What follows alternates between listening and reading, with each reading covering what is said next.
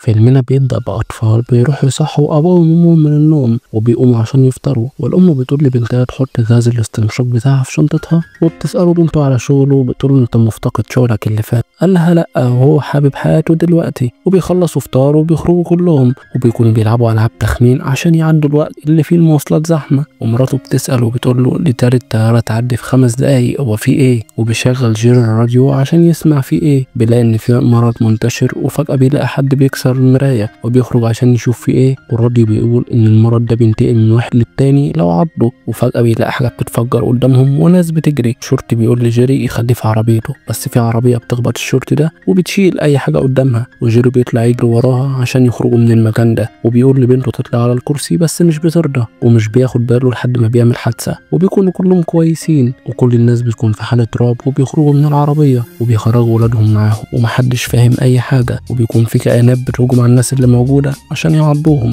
وبيشوفوا واحدة بتكسر دماغها في العربية وبتخرج واحد وبتعضه. وجيري ومراته بيكونوا مش عارفين ايه ده، ولا أي حد بيكون عارف أي حاجة. وبيكون جيري مركز مع اللي اتعض عشان يشوف ايه اللي هيحصل له، وبيعرف ان بعد وقت معين بيتحول هو كمان. وبيشوف جيري ناس كتير بتتعض، وبيركب هو وعيلته عربية، وقبل ما يتحركوا بيكون واحد من الزومبي هيعض جيري، بس مراته بتضربه بالرجل لحد ما بترميه بره. والمدينة معظمها بيكون اتحول خلاص، وبيخرجوا جيري وعيلته بالعربية، وبتكون بنته بتتخنق وبيحاولوا يهدوها، ومش بيكونوا لاقيين جهاز الاستنشاق بتاعها. حد بيرن على جيري وبيقول له انهم عرفوا يعيشوا بالعافية ونيويورك كلها متدمرة، والطفلة بتجيب لابوها بندقية، وصاحب جيري بياخد المكان من جيري وبيقول له انا بعت لك طيارة، وهيكلمه تاني عشان يعرفوا هيتقابلوا فين، وبيقول له لازم ترجع للشغل تاني، وبيقفلوا. وبينزلوا من العربية وبيروحوا ناحية صيدلية عشان ياخدوا علاج، وبيتفرقوا عشان يعرفوا يجمعوا كل حاجة يحتاجوها. وبيخرج واحد معاه مسدس لجيري وبيكون قتل واحد جوه، بس بيسأل جيري انت محتاج ايه؟ قال له الاستنشاق، وبيديله علاج وبيقول له ده ممكن يعالج الربو، وبيديله نوع كمان وبيقول له كان فعال مع ابنه وبيشكره. وبتكون بنت جيري بتصوت وبيروح ليها وبيلاقي 2 بيعتدوا على مراته، وبيروح ليهم وبيضربهم بالنار، وبيلاقي الشرطي داخل عليه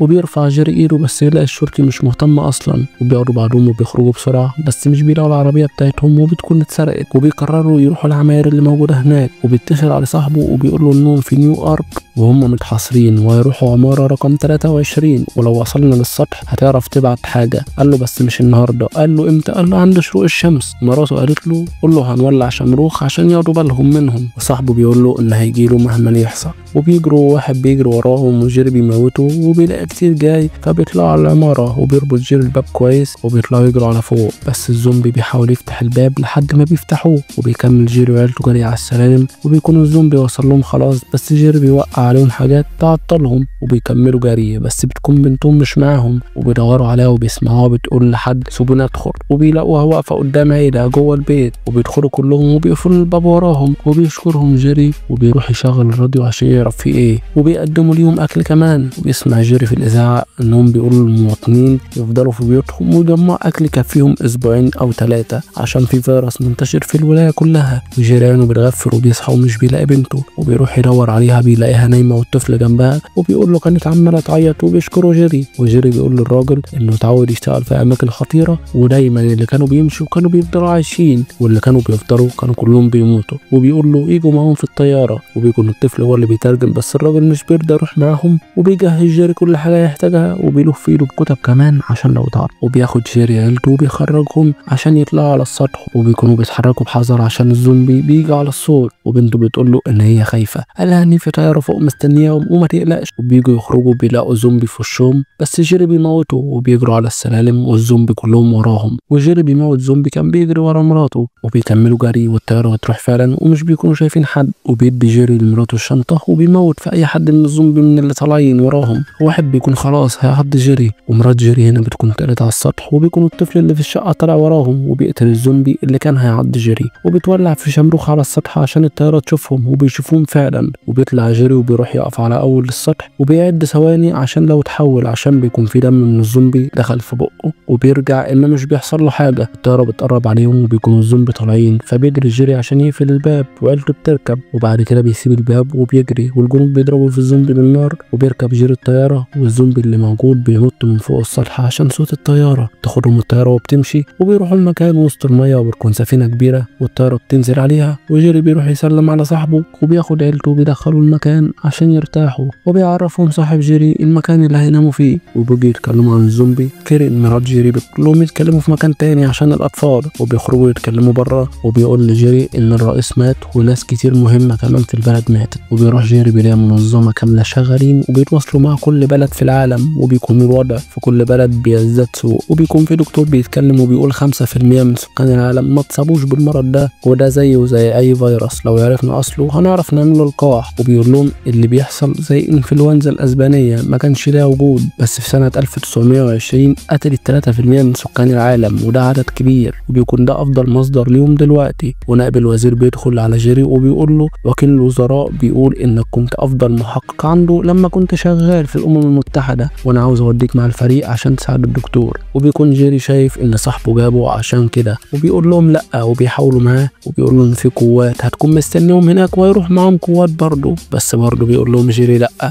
بس القائد بتاع المكان بيقول له إن كل واحد هنا موجود عشان حاجة معينة، ومفيش مكان لأي حد ملوش لازمة. بالمعنى كده بيقول له يا إما تروح يا إما أنت وعيلتك بره. وبيوافق وبيروح يكلم كيرين، وبتكون مش راضية، بس بيقول لها إن هو مجبر يروح عشان هم اللي هيطردوهم من على السفينة، ولو راح هيوفروا ليهم مكان. قلت له طب والسيري ما يعرفش يعمل حاجة؟ قال لها اللي زي سيري ما بقاش مسؤول عن أي حاجة دلوقتي، وبيديها رسالك وبيقول لها يكلمها كل يوم عشان يطمنها، وبيوعدها إن هو هيرجع، وبيروح يودع بناته ومراته وبيمشي. وبيتكلم جيري مع الدكتور وبيقول له تفتكر هنلاقي حاجة؟ قال له عشان الطبيعة سفاحة بطبعها ومفيش حد أفضل من حد. وبيقول له إيه فايدة الجرائم دي كلها لو مفيش حد هيتشكر عليها؟ وبيكمل وبيقول له أوقات اللي بتفكر فيه هو الجانب الأكثر وحشية من الفيروس، ممكن يبقى هو نقطة الضعف أصلا. وبيكونوا بدأوا يرحلوا الناس اللي ملهاش لازمة، وبيكون لعيلة جيري مكان بسبب إن هو راح المهمة دي. والطيار بيصحيهم وبيقول لهم إن هم قربوا يوصلوا خلاص، والوقود اللي معايا قرب يخلص ومفيش حل غير إن هم ينزلوا دلوقتي. وبينزلوا في هامفري الموجودة في كوريا الجنوبية، والطيارة بتقف وبينزلوا منها، وبيكون في زومبي حواليهم، وبيكون في واحد هيتعض بس بيلحقوه وبيقتلوا الزومبي، وبيهجموا معانا كتير عليهم، والدكتور بيجي يجري بس بيتزحلق وبيقع، وهو بيقع بيضغط على الزنط وبيموت نفسه. وبيكون في قوات هناك جاية تساعدهم كمان، وبياخدوهم وبيمشوا وبيروحوا للمكان بتاعهم. وبيقولوا للجيري ان اللي مات ده كان عنده 23 سنة. ايه السبب؟ قال لهم ان هو ضرب نفسه بالنار وهو بيجري، وده دكتور وعالم فيروسات، وهو كان ده املهم الوحيد. وهنا جيري بيسالهم بيقول لهم هو الزومبي بيجي ناحية الصوت؟ قالوا له وقالوا له كمان انت لو ضربت في جسمهم هتبطئ حركتهم، بس لو ضربت في راسهم هيبقى احسن. وبيسالوا هو موت حد قبل كده؟ قال لهم في نيويورك. وبيسالوا عنه ازاي دلوقتي، وكل واحد بيقول له البلد عشان اهله. قال لهم ان هو مش عارف اي مكان الوضع فيه كويس دلوقتي. وبيسالوا بيقول له ده عالم فيروسات انت جاي تعمل ايه؟ رد قال له كان في مذكره خلت هنا من 11 يوم مكتوب فيها زومبي، عارف عنها حاجه؟ قال له بس ده بريد مش رساله. وبيوريه اوضه كان فيها بتاع 15 او 16 واحد، وكلهم اتعضوا وهم بيحاولوا يربطوا واحد في السرير، وده كان المصاب الاول باين. وبيسالهم جيري عن السجلات،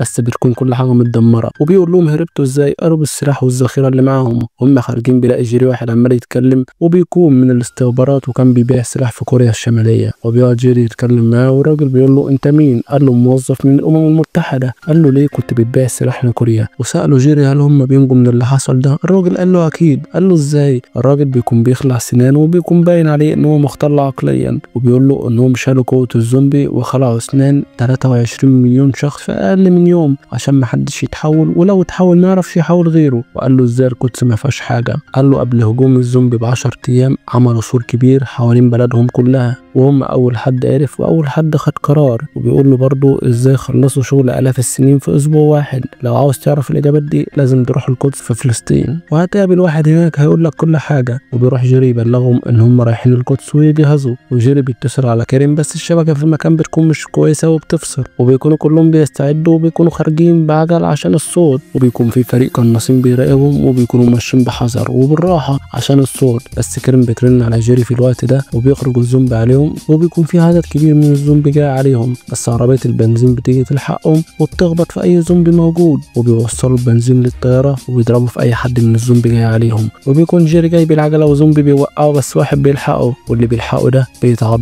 وبيقتل نفسه. وجيري بيدخل اوضه الطيار وبيقفل الباب، والزومبي بيكون دخل الطياره بس بيطير، وكل الزومبي اللي موجودين في الطياره بيقعوا. وبيرن جيري على كريم وبتقول له حاولت اكلمك، قال لها الوقت ما كانش مناسب. وبالله ان الوضع في كوريا ما نجحش معاهم، وهو رايح القدس في فلسطين دلوقتي. وهم رايحين في الطياره بيشوفوا مكان كامل بيتدمر قدامهم والشبكه بتفصل الطيار، والطياره بتوصل للقدس وبيقول للطيار يخليه في الطياره وهو هيرجع قبل الليل. وفي ناس بتروح تاخد جيري في عربيات، وبيروح جيري يتكلم مع واحد وبيقول له ازاي القدس يعرفوا ان في زومبي. قال له ان هو جالهم بيان من جنرال هندي وهو بيقول فيه ان هم بيقتلوا رقشاشه ومعناها زومبي. قال له انت بقى بنيت كل ده على كلمه زومبي؟ وبيقعدوا وبيخرجوا يتكلموا بيقولوا طب اول زومبي كان في الهند ولا ايه المصادر؟ قال له ان المصادر كتير ومحدش عارف بدأ فين، وبيكونوا عاملين بوابات تفتيش وبيدخلوا الناس عشان يحموهم من الزومبي، وبيشغلوا ميكروفون على صوت عالي والزومبي بيسمع الصوت وبيبدأ يتجمع على السور، وبيكون عاوز يروح الهند بس الراجل بيقول له الهند دلوقتي زي الثقب الاسود، وبيقول له يمسح حوار المصاب الاول ده ويدور على مكان عشان يستخبى فيه. وبيكون الزومبي بيطلع على السور وجيري بيكون باصص باستغراب وبيقول للراجل الصوت عالي قوي، وبيبص بيلاقي زومبي طالع على السور وبيرموا نفسهم ويبلغوا الطياره تروح هناك، وبيجري جيري واللي معاه واي حد من الزومبي بينزل من على السور بيقتلوه، والطياره بتيجي معاهم كمان. وفي واحد من الزومبي بينط وبيعض واحد من الجنود، والطياره بتروح عند السور وبيدوروا في الزومبي عشان يمنعوا دخول عدد زياده منهم. والراجل بيقول لجيري خليك معاها وهي هتخرجك وتوديك عند طيارتك. وبيكون الزومبي سيطر على المدينه خلاص، ويكون الزومبي بيجروا على السطوح كمان وبيسحبوا واحد من الجنود يعضوا فيه، بس بيفتح قنبله وبتتفجر في المكان بالزومبي. وهم طالعين بيلاقوا جيش كامل من الزومبي وبيدخلوا اي بيت والزومبي بيدخل وراهم، وبيشوف جيري طفل بيجري وبيقف فجاه والزومبي بيعدوا حواليه ومحدش بيلمسه منهم، وبيفضل مركز معاه وبيكملوا جري. بيكون الزومبي عرف ازاي يدخل عليهم بس واحد بيفتح قنبله وبيفجرها، والجنديه اللي مع جيري زومبي بيفاجئها وبيعضها بس بتموت،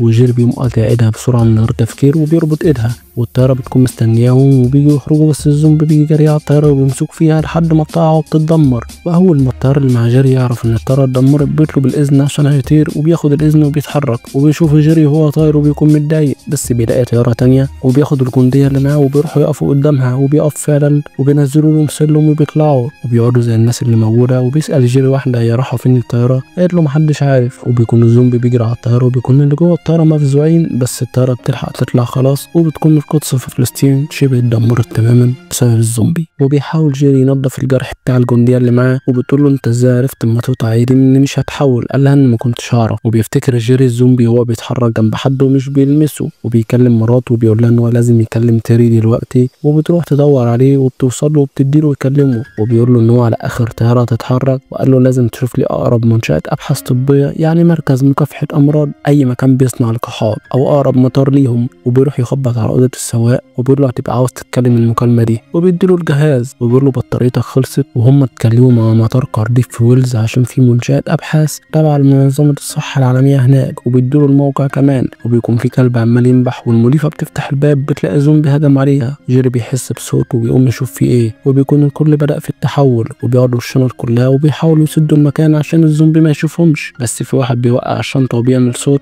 وده بيخلوهم يلفوا ليهم وبيجروا عليهم، وجيري والجنديه اللي معاه بيحاولوا يموتوا اكبر عدد من الزومبي. وجيري بيلاقي قنبله بياخدها وبيكون شايف معظم اللي في الطياره اتحولوا ما عدا هو والجنديه اللي معاه، وبيفتح القنبله عشان يعمل فجوه في الطياره وبيخرج الزومبي اللي موجودين فعلا، وبيقعد هو والجنديه اللي معاه وبيربطوا حزام الامان اللي موجود في الكرسي. ويكون حد من الزومبي جه يهجم على جيري بس بيفضل ماسكه لحد ما الطياره بتنزل على الارض وبتتدمر، وبيفوق جيري وبيلاقي نفسه متعلق في الكرسي بس بيكون في حديده داخله ببطنه وبيحاول يشدها بس مش بيعرف، وبيفك نفسه من على الكرسي وبينزل على الارض، وبيلاقي الجنديه جايه عليه وبيتحركوا هما الاثنين، والناس اللي في البيت بيكونوا باصين عليهم بس محدش بيرضى يساعدهم. وبيوصلوا اخيرا لمنشاه الابحاث اللي في كارديف، وجيري بيكون واقع على الارض من التعب خلاص، وهي بتروح ترن عليهم، وبيجي القائد بيسال ايه اللي حصل. واحد بيقول له انهم فقدوا الاتصال بمطار كارديف خلاص، وان جيري في عداد المفقودين دلوقتي. واحد بيروح لعيلة جيري وبيقول لهم ان تيري عاوز يتكلم معاهم، وبيكون هيرحلوا عيلة جيري من هنا عشان بقى هو خلاص في عداد المفقودين، وبيركبوا الطياره وبيمشوا. جيري بيصحى من النوم بيلاقي نفسه مربوط في سرير، وبيلاقيهم عالجوه، وبيلاقي واحد جنبه وبيقوم ينادي للراجل التاني وبيقول له انت مين؟ بيقول لهم ان هو جه هنا ومعاه واحده هي فين، بس بيسالوا نفس السؤال تاني وبيقولوا له انت مين وجاي تعمل ايه هنا؟ بيفضل باصص على الراجل التاني وبيقول له انت بتبص عليه ليه؟ قال له عشان هو المتحكم في الامور كلها هنا. وبيسالهم هو بقاله قد ايه في الغيبوبه دي؟ قالوا له بقالك 3 ايام. وبيقول له معايا الموبايل، وبيقولوا لي قول لنا الاول انت مين؟ قال لهم اتصلوا على الرقم المتسجل وهو هيقول لك انا مين. وبيكون الموبايل مع تيري وبيقول له جيري ان هو دلوقتي مع 2 وعاوزين يتاكدوا منه،